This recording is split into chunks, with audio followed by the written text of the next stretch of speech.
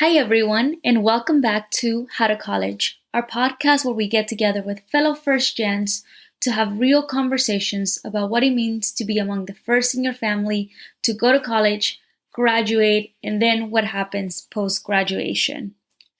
Today's episode I find extremely intriguing because many times we are very afraid to talk about finances and the financial implications that sometimes come with being the first one in your family to go to college. Today's guest, Angel, is someone who I met when I was working in the Rio Grande Valley, and he has a really interesting story where his father took quite a bit of money on Parent Plus loans. On today's episode, Angel talks to us about the decisions that his family made, the decisions that he made, the pressure that he was under, and ultimately why he decided to transition back to the University of Texas in the Rio Grande Valley after taking about $80,000 of Parent Plus loans. So stay tuned and let's have this great conversation with Angel.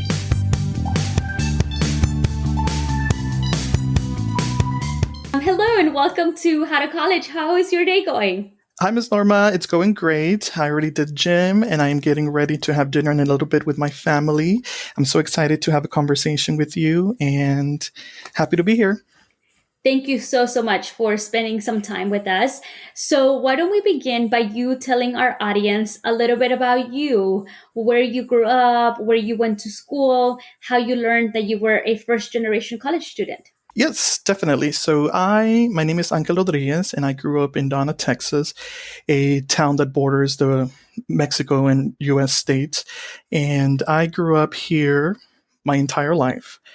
I knew that I was a first generation student when I was filling out my applications for college. And there's a section where they ask you what your parents did or what's the highest education that your parents received. And at sometimes I had to ask my mom and my father, hey, did you go to college? And the answers they gave me were no. And actually, my father had to get a GED and my mother did get her high school degree, but was also getting, back then they used to give like college certificates or college credits.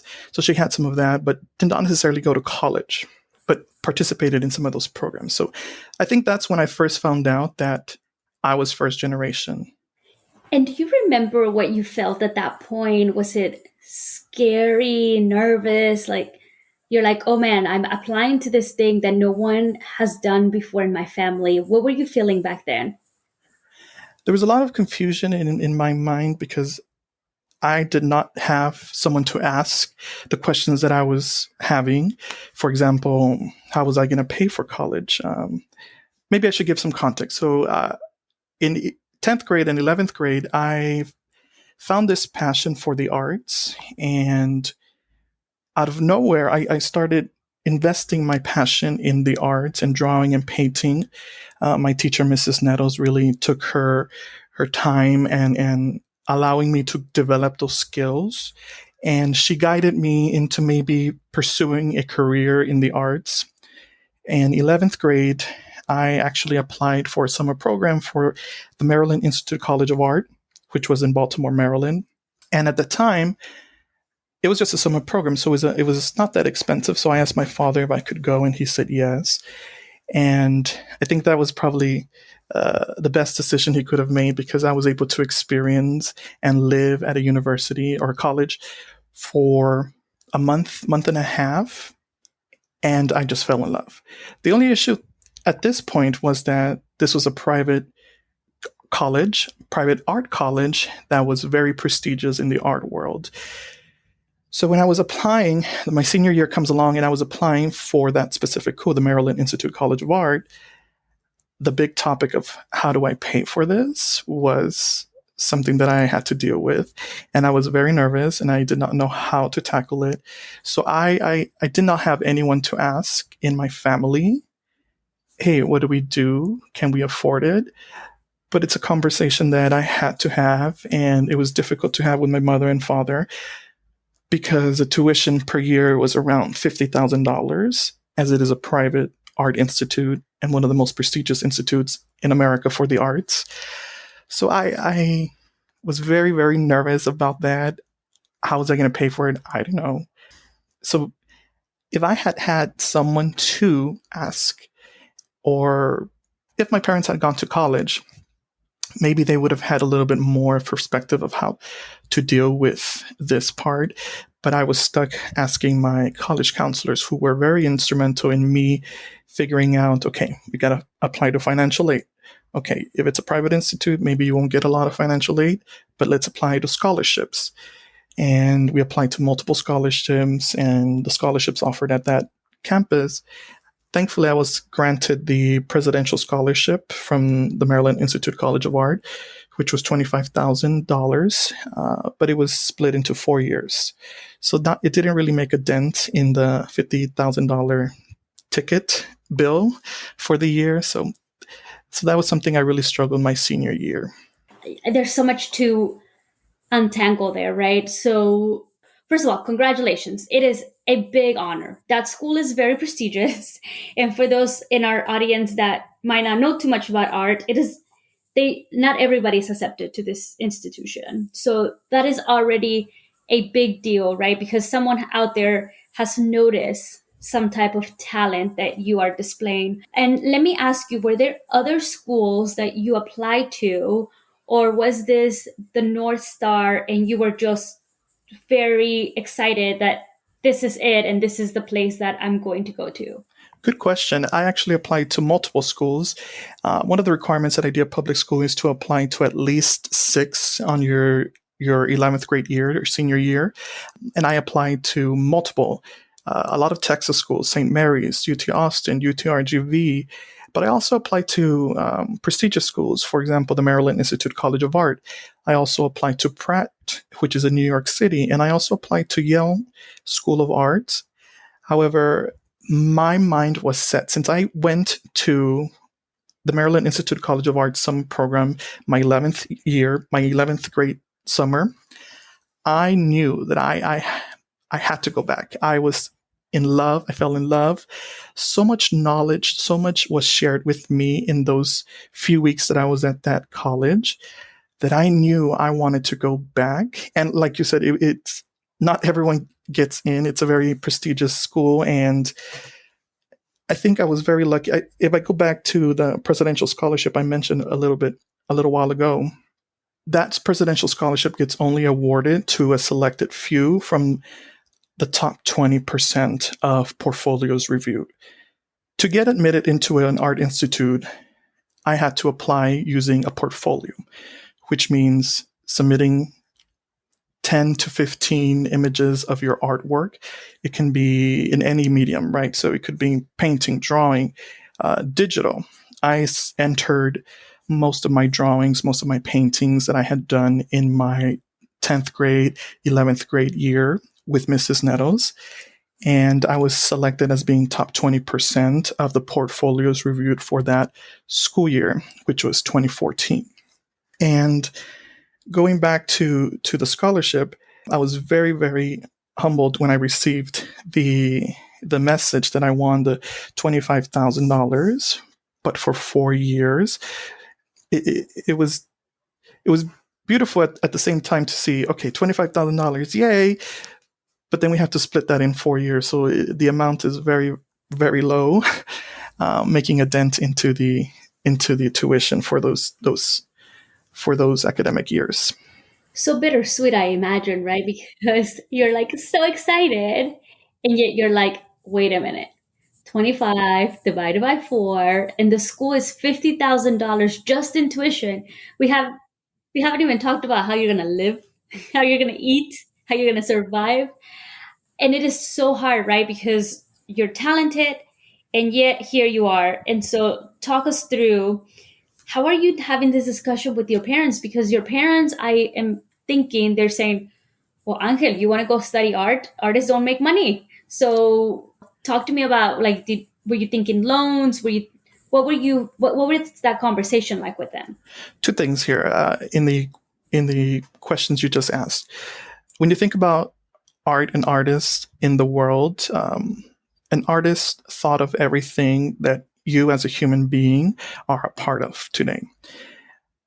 Example, the clothes that you're wearing, an artist thought about that. The technology you're using, how it looks, an artist thought about that artwork to make it appealing for you to buy it, for making it appealing for you to use it on a daily basis. So art is something that we take for granted, but an artist had to think about how it will live in the real world. And those are some of the questions that I actually was able to learn how to answer during my years in college. But going back to the loans question, I had to ask my father for permission to get a loan. And as a high school student, I have no credit, I have no history, I can't get loans on my own. So what the Maryland Institute College of Art does is that they offer the Parent Plus loan. I had to ask my father, hey, can we take out a loan that it's going to be almost $40,000 a year to take out for me to be able to go to this school? So that was a very difficult conversation for me to have, but I was able to have it with him, and thankfully he agreed. He believed in me to be able to attend this university.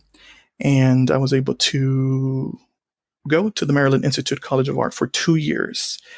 So you take $80,000. Well, your father takes $80,000, right? And then you are there. And talk to me about what you're feeling while you're there. Is it a feel of, wow, I'm here, I'm quote unquote made it, like my dad is taking a whole lot of money for this, right? I better like take advantage of every second. Is it more like you're having a panic attack because you're like, oh my goodness, like if I'm not good at this, I've now gotten my parents into a lot of debt. So talk to me about what's going through your mind in this maybe in this first year or in this first 2 years as you're going through college. Yes, most definitely. I think I can answer this question in two ways. The first is, since day one, going to school in August of 2014, I knew that I had to take advantage of every day, of every class, absorb everything like a sponge, learn everything, and don't take any day for granted. I knew that there was so much money for me to go to this school, that I could not that I should not take it for granted, what it took for me to be there. I knew that my talent got me there, but my father getting the loans was very present in my mind, and I was very committed to getting the best grades possible. I had a 4.0 GPA those first few semesters there. It got a little bit difficult, so my GPA did go a little bit down, but it never went down where I was like, okay, I'm struggling. On the other hand, I knew that I was away from my family for a long time, and I could only come see them during Christmas time, when the college actually asked all of our students to go home and could not stay over the winter break. So it was very difficult for me to be away from my Hispanic family, especially my grandmothers, who I grew up with as like my parents, like my mother. So I knew that being away from home was affecting me, emotionally, as a person. Every day I tried to call home and just hear their voices, and they were always motivating me to keep going, and they always shared love with me. But I knew that they were sad that I was so far away. I was maybe 2,500 miles away from them and could not easily come home. I did not have the resources to come home very often, right? So I could only visit them during the Christmas break, and I think one spring break I was able to come down, not the second year.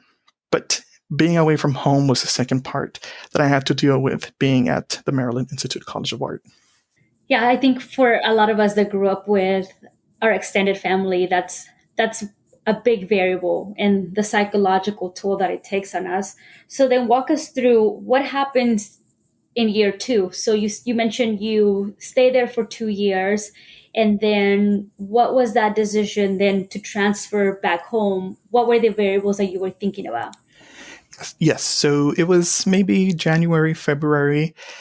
I had just gotten back to start my second semester. Christmas break had just ended, and I was just feeling low. I was at a low point in my life where I knew that I was missing home, and just having been with them in Christmas and knowing that my grandparents were missing me and that my sisters were growing up without me, I started thinking, should I go home? It was around February that I called my grandmother, and I was like, Grandma, I'm really thinking of going back and transferring. And she started crying. I remember that phone call very well because I told her, Grandma, don't tell anyone that I'm thinking this, but I do believe that I will be transferring to the Valley. And as soon as I ended that phone call with her, I get a call from my father. What's going on? My grandmother told everyone. And so then they started. And he was like, what's going on? Are you okay? And I had to share with him, one, I'm missing home. But two, am I being selfish for putting you in a position where you're having to take out big loans for me to go to college? This is a lot of money, and not just the tuition. I mean, there was living expenses, my food.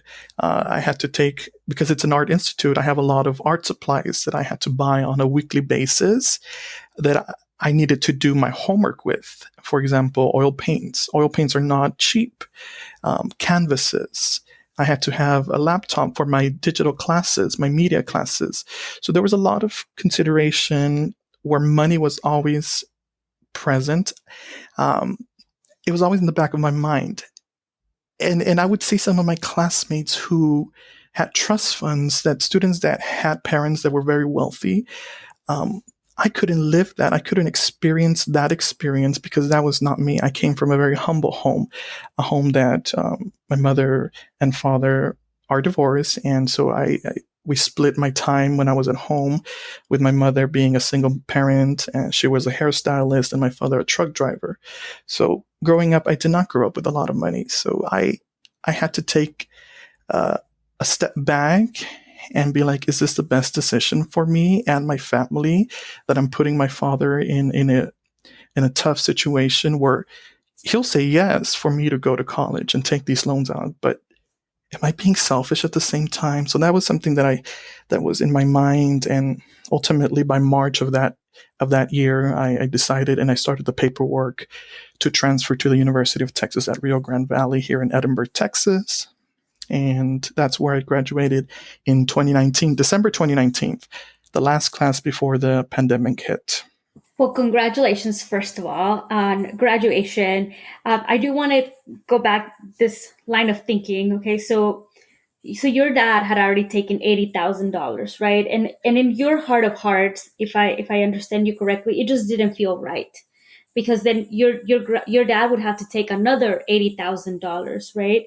And then how did you wrestle with this idea of like, well, he's already $80,000 in, maybe I should continue this, or maybe you were like, no, this, like, I cannot put him in debt for $160,000. That's correct. Because I'm the second oldest son.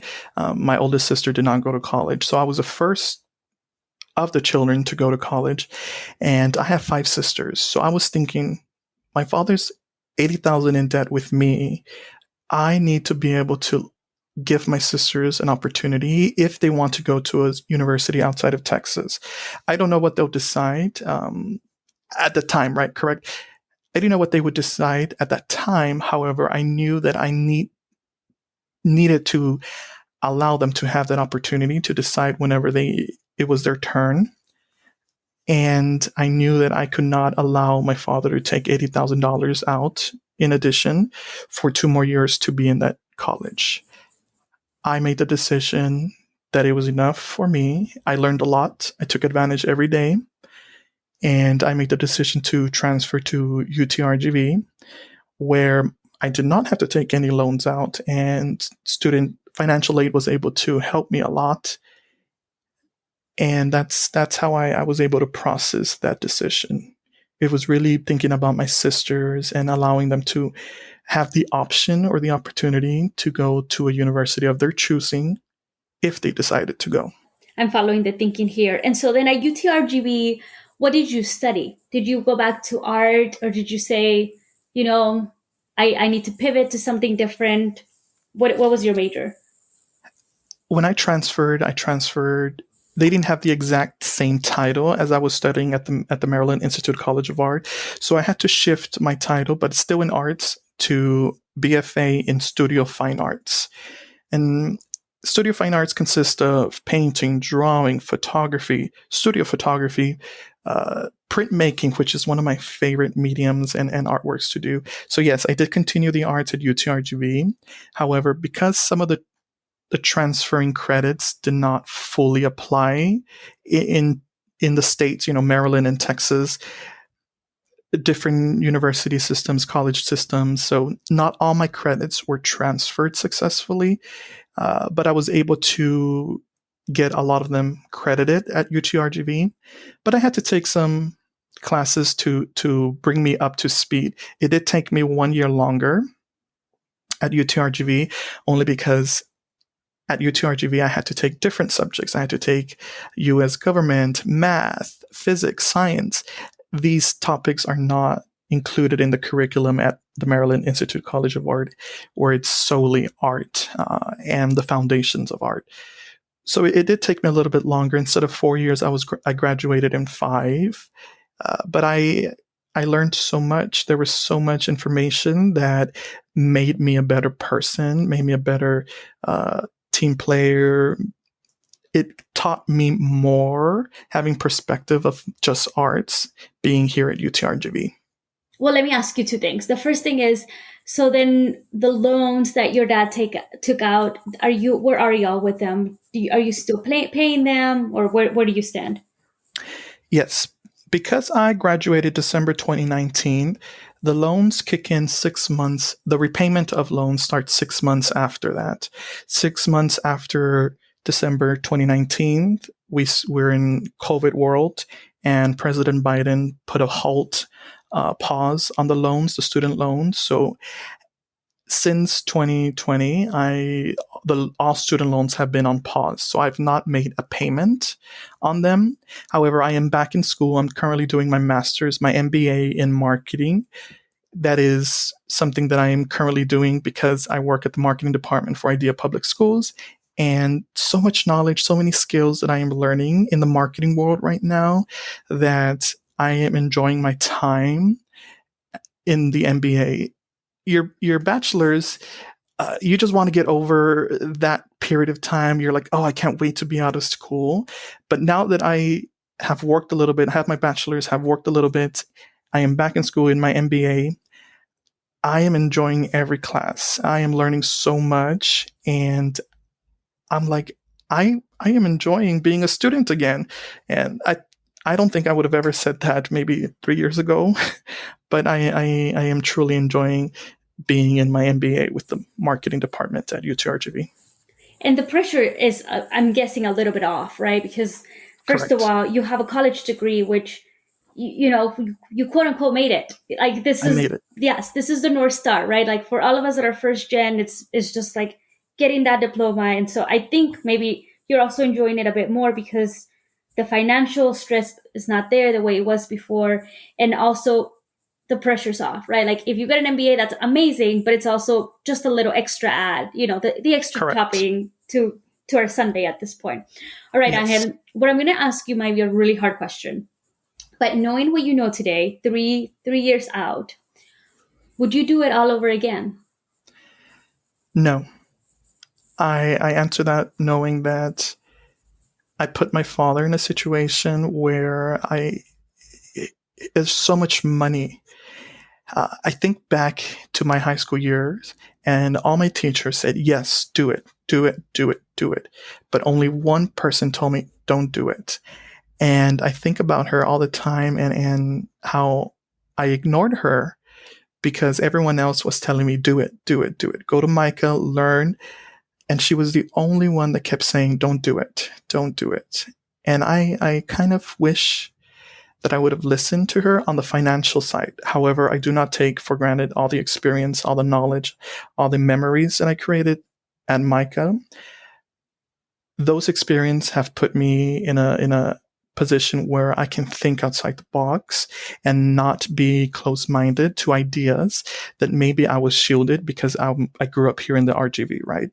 So being in MICA put me in a position where I experienced so much culturally and in a place where it's filled with so much diversity. I think MICA was very, very diverse. All colleges are diverse, right? Because it's part of their enrollment process. But I think when I was there, I really got to experience so many cultures, so many friends from all over the world. And it was so uplifting to get to learn a little bit about who they were and their cultures. So I think I answered it very quickly as a no, but I think a yes and no might be my correct answer. Yeah, yeah, and I think because there are so many things that you experience that make you who you are today, and had you not had those experiences, you would maybe not be having this conversation, and you would be a completely different person. And so it is really hard in retrospect to see how things played out and whether or not they make sense. And I think the big takeaway here for our audience is that every story is different, right? For some students, it might make sense to take on that amount of debt or for their parents. And for some students, it might not. And it is so hard to tell in that instance. So, because it is so hard to tell, what variables do you think you would have wanted to think about a little bit more? Like, if there is somebody listening to us that is making this decision in a couple of months, not very far from now, right? Because all decisions are coming out in May. What are some questions perhaps that you would have liked somebody to ask you and challenge you on as you were making your decision? I think one of the questions that I would want someone to ask me is, will you take this very seriously? From day one, I knew that I could not let my family down. I was going to be so far away, 2,500 miles away. I had to make decisions on my own. Was I going to take it seriously? Yes. I would also like to have known a little bit more about the financial part.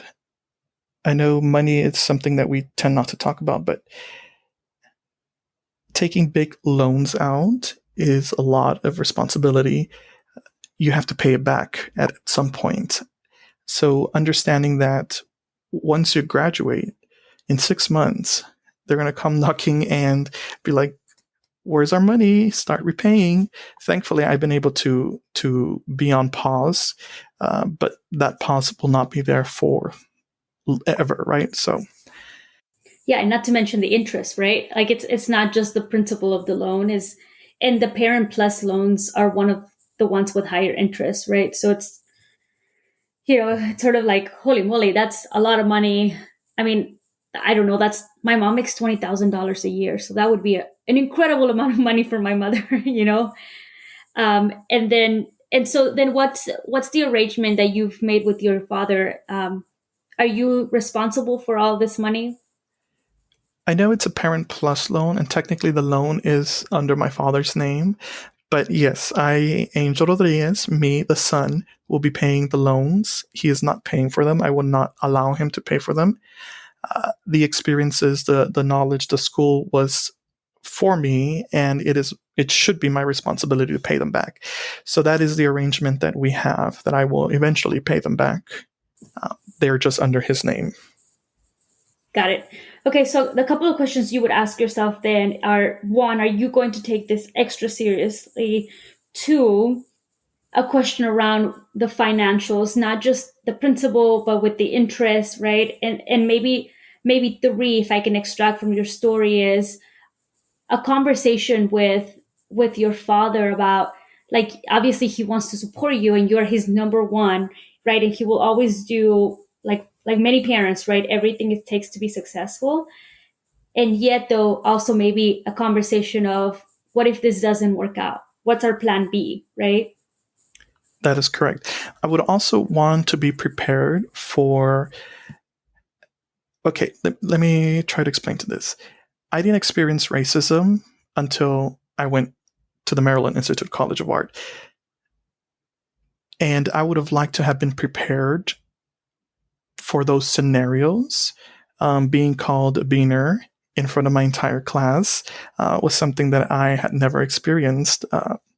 So that was something that I would have wanted to have known, how that when you are in a different world, in a different place that is not shielded by your culture, like here in the Rio Grande Valley, we're mostly Hispanic, that when you are taken out of that place and you are in a different environment, you will be experiencing different points of views that might not fit with how you were raised or how you grew up. So it's a different topic, a different moment, but I would have liked to have known how to deal with that as well.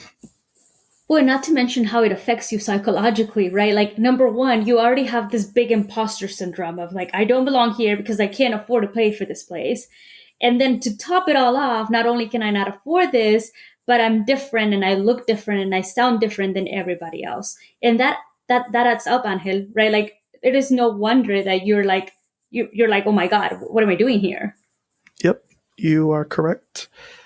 At some points, I was like, is this where I truly belong? But I knew that my talent got me there, and what someone thought of me or who I was not going to deter me from my goal, which was succeeding, learning, coming back, and putting into practice what I learned. Yep, absolutely. And for you, it's even more true, right? Because you submitted a portfolio. It was your art. It was your own production, right? That you could look back and be like, I did that.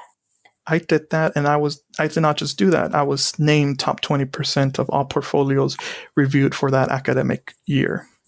Well, I've met you before, and obviously I know you're extremely talented, and I hope that you continue to foster that creativity that you have, and that this experience did not deter you from wanting to be the person that you are meant to be and that you want to be. Yes, thank you. And right now with working with the marketing department, I'm able to put my creativity to work and give back to the community by pursuing the College for All mission for students that are growing up just like me. I am an IDEA alum, and I am now working for that mission of College for All, and I truly, truly believe in that mission because I am part of that success story. Yep, and we're all very proud of you and everything that you do.